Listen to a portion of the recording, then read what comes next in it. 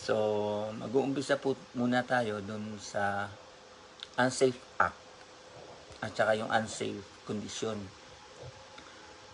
Ang unsafe act po kasi, yan yung ginawa mo, yung halimbawa, yun nga, yung pagmumotor, ilagay na natin sa environment sa daan or yan, sa pagdadrive ng isang motor.